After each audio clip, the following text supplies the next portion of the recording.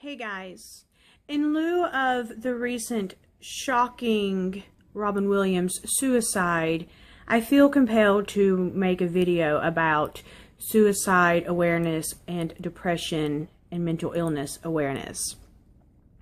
To start off, I want to go ahead and tell anybody who wants to nitpick me for playing with my hair, looking at myself, maybe I have a chipped nail, if that's okay with all of you trolls. I have a chipped nail. Can you believe I would make a video with a chipped fucking fingernail? I know. How fucking ghetto is that, right? Or adjusting my glasses, or playing with my necklace, or some people call it scratching if I do. The reason I need to make this video is so that you fuckbags understand that all of this and the people do that you want to criticize and break down is linked to anxiety, which is part of mental illness. So when you guys nitpick things like that, you guys are totally bullying someone with mental conditions and could possibly even drive them to commit suicide. Good job. I bet you feel like a big man, don't you? So for all of you guys that want to go ahead and talk bullshit and try to comment, which you can't anyhow because I moderate comments on my YouTube and on my blog. So for you guys that feel the urge to do that for me or anybody else, I'm going to give you a really, really, really good piece of advice. Wherever the fuck this X is, whether it's in this corner or in this corner, guess what? Click the fucking X and move the fuck on, assholes, because just like you don't want to hear about our shit, we don't want to hear about your shit. And you see, if you really didn't want to hear about it, you wouldn't watch it. So, I'm going to go ahead and give you a minute for everyone who can't figure out how to hit the X on your browser. I'm going to give you a second to go ahead and do that. Okay, guys, now that we have that out of the way, I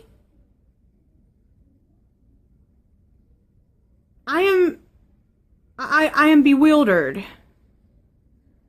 at the negative comments and trolling that I am seeing all over the internet about this man's suicide. I am disgusted. I am appalled at humanity in general, and I feel a sense of hopelessness now.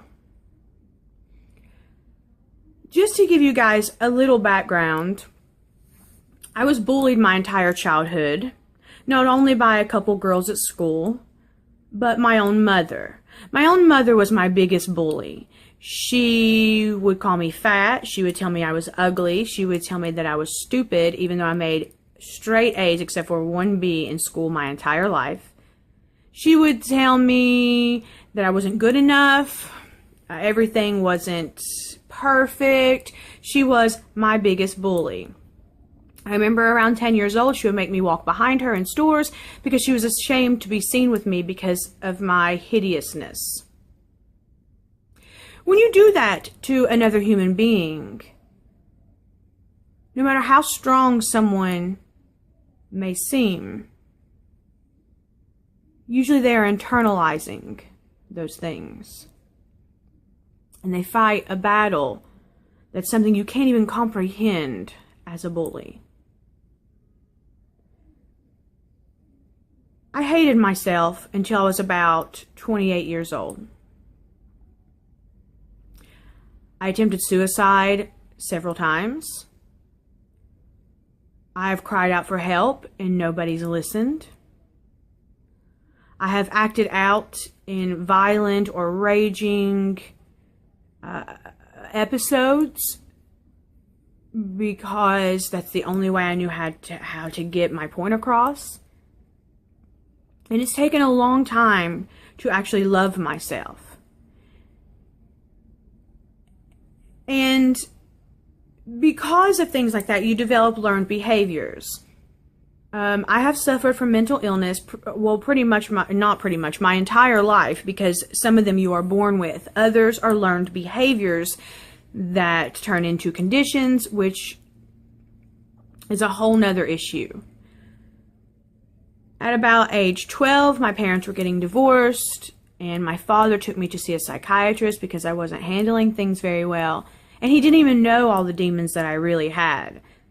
My father worked a whole lot to support us, and my mother would do all of her evil shit when he wasn't home. Now, she will still to this day lie and deny things, but I know what really happens. My sister knows what really happens. So maybe she's in denial for herself, I don't know.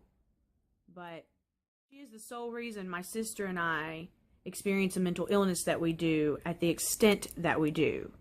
Because you see, when you bully your own child or children, you teach them that it's okay for people to treat them like shit in life because they're not good enough, because they're not pretty enough, or they're not skinny enough, or they're not smart enough, or they didn't do things perfect enough. And guess what that does? Yeah.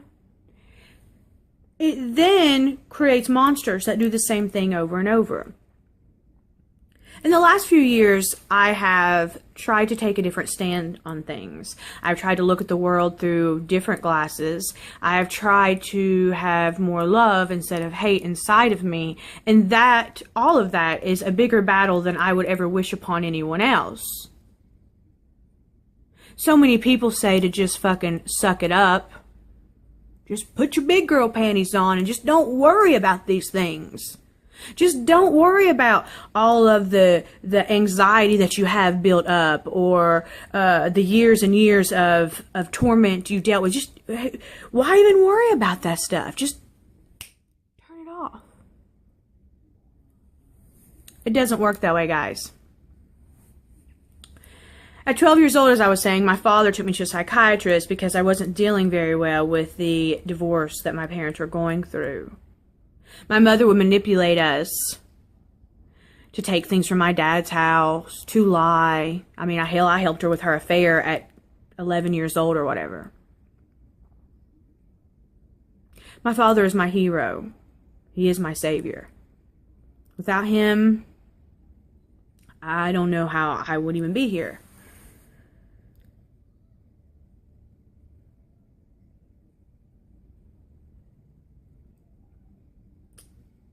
I've been diagnosed, and I'm sure I'll forget half of the shit I'm diagnosed with because it's so much. But just to give you a rundown, I have been diagnosed with bipolar, which is also manic depressant.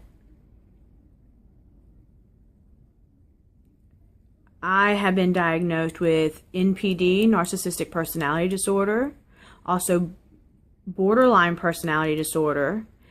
Throw some obsessive compulsive disorder in with some germophobia, depression back from the bipolar, super manic and anger and rage. See, that's how I deal with my bipolar. You have people that deal with it different. There's about a 90% chance every day when I wake up that I'm either going to be manic or depressed. Manic makes me rage. Other people, they hermit up. I also have severe social anxiety. And anxiety in general, but social anxiety, there are days that I cannot leave my home because I am fearful of having to deal with this fucking cruel goddamn fucking society. The anxiety turns into anger, and I know that if I go out in public and deal with a fuck bag, my God complex from my narcissistic personality disorder is going to take over, and eventually I will end up in jail for beating the shit out of somebody. So, I personally am on a journey at the moment to find a core, an inner peace, your center, somewhere to ground myself when I become that way. It is a daily battle. Daily. Sure, some days you get up and life is peachy and great and everything's beautiful outside and you just get to it, but it only takes one trigger, one thing to trigger and set you off for the rest of the day. Then you end up in bed with back pains and neck aches and headaches and migraines, and it's really, you do not understand what this does to the human body. Does it make sense that anybody would ever want to be a raging lunatic or a depressed basket case? We don't wake up and go, well, you know what? Today I think I want to be depressed all day. Today I want to lay the fuck in bed all day and cry all fucking day. I want to feel hopeless. I want to feel like it would be better to be 6 foot underground than to be walking around because of the chaos internal. There's nothing anybody can say to fix it. There's nothing anybody can do. You can have the best partner in the world. I do. I have an amazing, amazing other half. He has become my lifeline.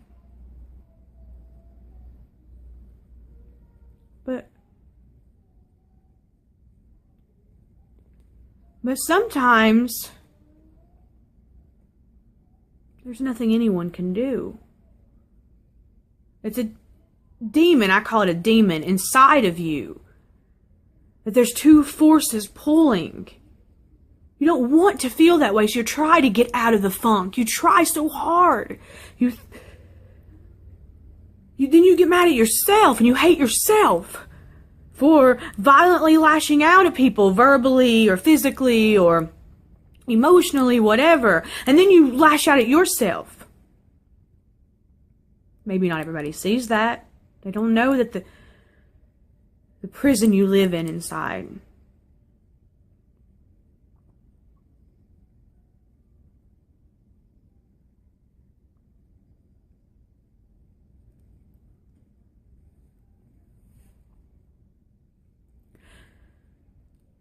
To know that somebody who made the world rejoice in joy and laugh and make some pretty fucking funny movies.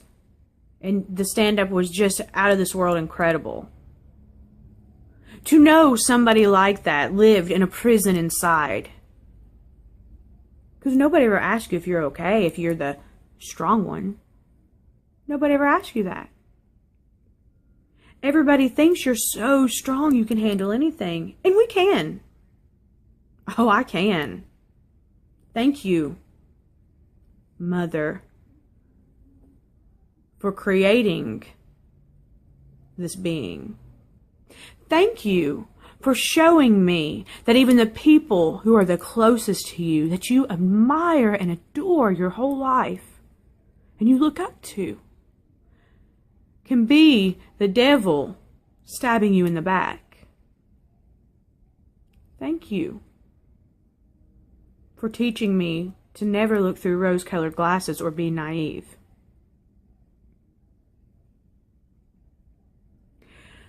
The other side of that is you lead a dark life and you go down paths sometimes you maybe wouldn't have otherwise. Sure, the doctors can put you on medicines that make you even maybe more suicidal or homicidal, or make you do weight battles, which is part of the problem anyhow, right? That we get called fat, then, oh, you lost too much weight, now you're too thin. Oh, now your shit is saggy because you ballooned up and lost weight. You know, I've heard all of that from my mom.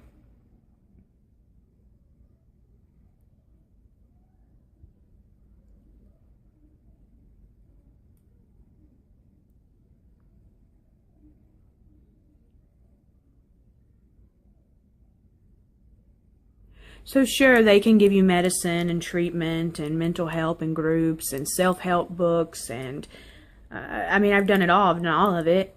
And for the most part, a lot of it works. But there are some days nothing works. There are some days that there is nothing you can do to change it or feel better. You just wake up feeling like shit. You wake up raging, or you wake up really depressed. It happens. There is no sucking it up, being a man, getting it together, stop being a fucking pussy or crybaby or entitled, or it's nothing like that. It literally is up here. There's nothing anyone can do anywhere to help it. My sense of hopelessness recently comes from the fact that I always have hope that maybe I'll get onto medicine again one day. I removed myself from medicine years ago because I didn't like the effects it had, but the older you get, the worse your mental illness gets. That's a proven study.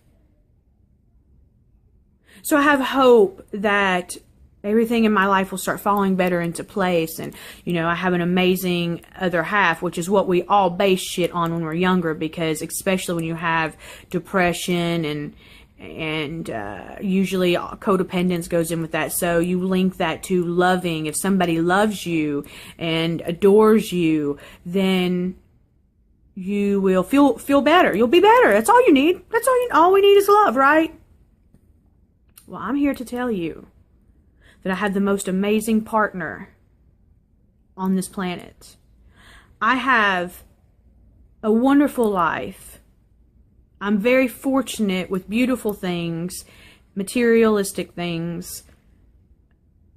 I have a quote-unquote pretty close to perfect life, according to all of my friends and family and strangers even, who tell me, what's your problem? You just gotta suck it up. You just gotta suck it up and stop feeling that way. There's a huge difference, guys, between sadness and depression. Huge difference. I think some people call themselves depressed when they're really just sad. Depression is not something you can turn off and on, guys. So please stop with the fucking Robin Williams was selfish. You guys, if you have never attempted your own life,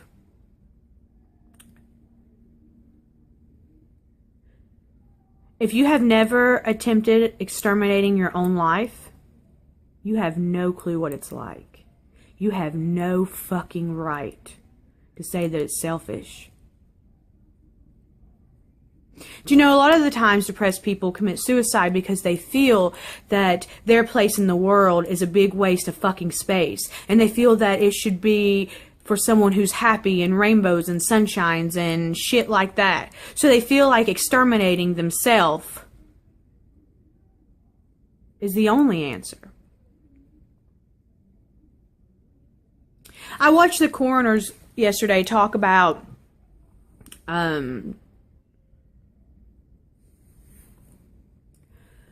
I watched the coroner department yesterday discuss and give a briefing on the whole ordeal. It takes a lot for me to cry.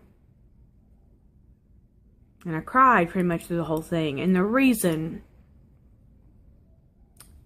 that I sobbed the way I did, and the reason this is all affecting me the way that it is because I understand. I can feel the pain that that man felt. I can feel the loneliness and the hopelessness that he felt. He had the world laughing with him. He had a beautiful family, money, the best of the best health care, all the material things in the world he could want. But the mental illness, the depression, the bipolar took complete hold of his life. And when you're in a spiraling loop of gloom and doom, there is hardly nothing that can pull you out of that.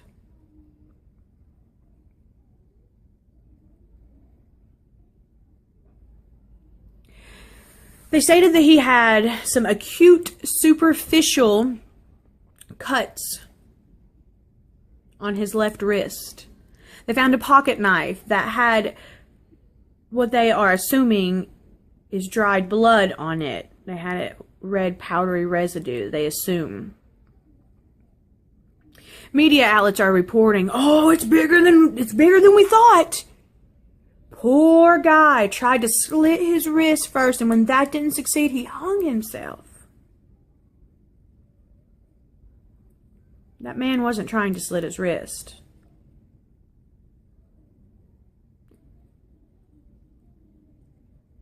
I think the first time I ever cut myself, I was probably 10 years old. And I carved a guy's initials in my ankle. A guy that I liked a whole lot. A guy who told me that I was too fat to go to a Sadie Hawkins dance with him whenever I asked him. I don't know why I carved his initials in my leg. I don't know. I don't know what a 10-year-old kid is fucking thinking. But I remember the way it felt. The way I explain my cutting addiction to others, therapists, counselors, psychiatrists, psychologists, friends, family, loved ones, strangers, you guys. The way I explain it is that when you internalize things so much, when you don't rage or you don't get it out of your body, whatever is upsetting, depressing, anger, whatever feeling, emotion you have in your body, you internalize it instead of screaming or hitting, or you internalize it because you don't want anybody to know how fucking crazy you are, or you don't want anybody to feel the wrath that you're going to give them. Because later, believe it or not, you guys don't have to believe it, later you hate yourself for feeling those feelings, and there's nothing you can do about it. You can't change your feelings. You can't change your personality, who you have been your whole life. You cannot change that. I suppose you can, but I'll tell you, I've been trying. And it's very hard, and it causes you a lot of emotional distress.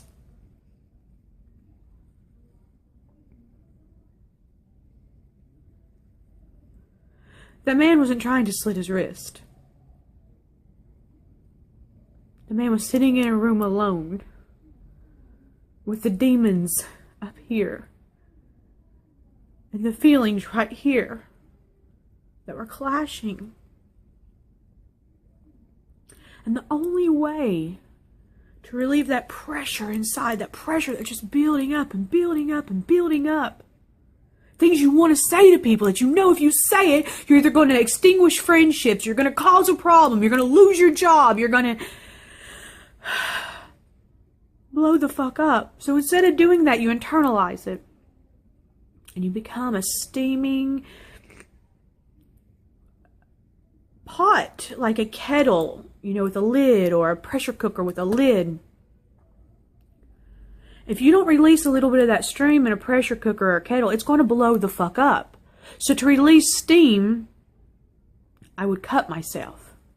I would cut the bottoms of my feet so nobody would know when I was a child, so they would never ask me about it. I would cut the insides of my thighs. Obviously, as I got older, I cut my wrist and my arms, my neck even. I have scars. People ask me all the time what the fuck the scars are from. I used to be ashamed. Now I just call them battle scars because that's what they are. They're a constant reminder of whatever I went through at that time.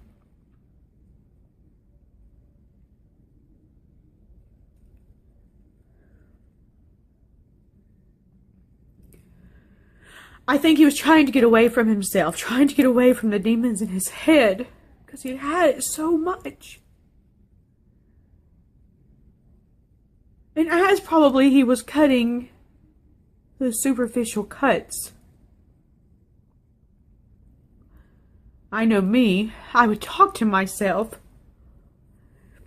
and try to talk it out, you know?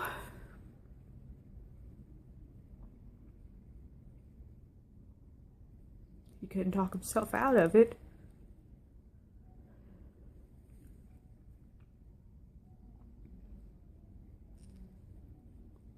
I mean, he probably sat there and was probably like, fuck, man. I can't do this for another 10 years. I can't keep doing this.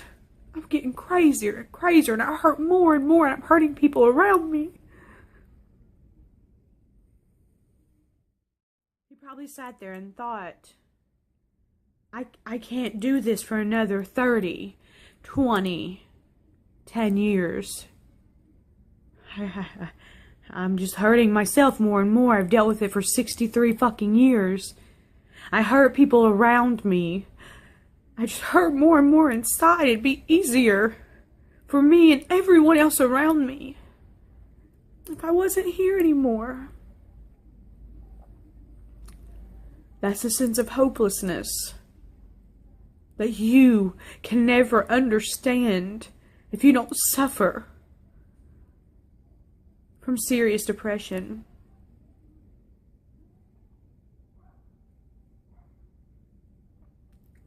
It's not an easy decision to try and take your own life.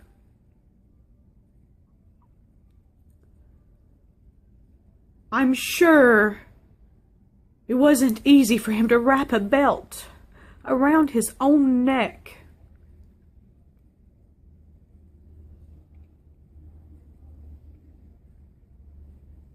After he sat there and battled with cutting on himself.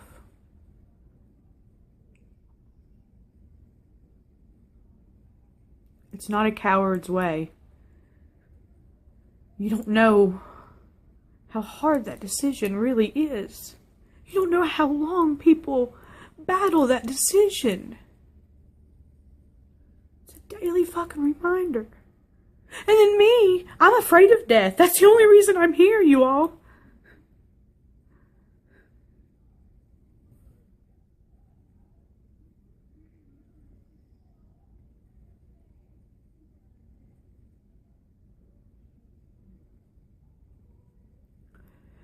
The older you get, the more accepting of your mortality you get, right? So maybe he couldn't wait another 10 years, or 10 months, or 10 weeks, or 10 days, to finally he couldn't take even 10 more minutes.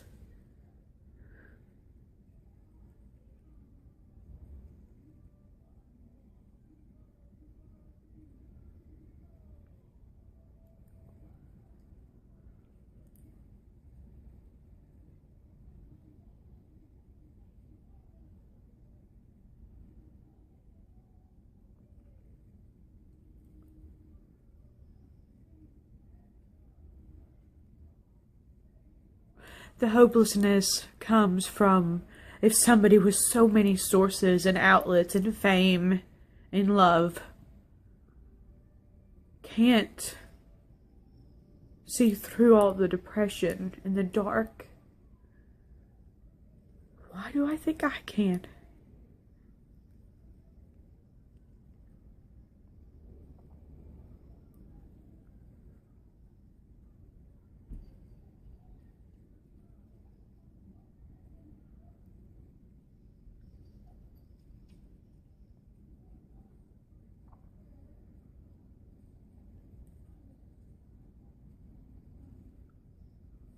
Please understand, guys, that whenever you decide to hurt, harass, troll, whatever it is you do, and I have been guilty of it in the past too, but like I said, I have been changing the way I view things because I don't want to cause any of that pain to anybody else.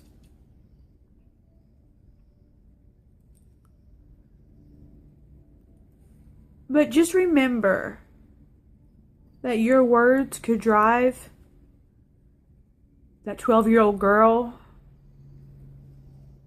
whose mother tells her she's disgusting and she'll never be anything and no one will ever love her.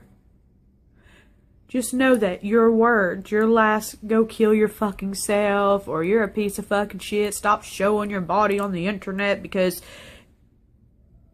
nobody wants to see you.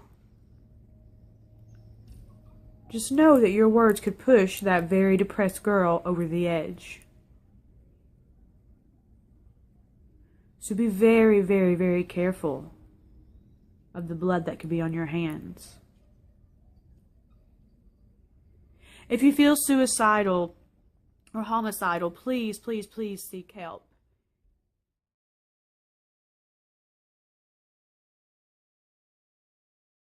So for any of you guys who can't and don't and won't comprehend or understand, you don't have to. You don't have to. We're not asking you to. We're just asking you that you leave us the fuck alone. And let us deal with our life the best way we can without your hate and bullying.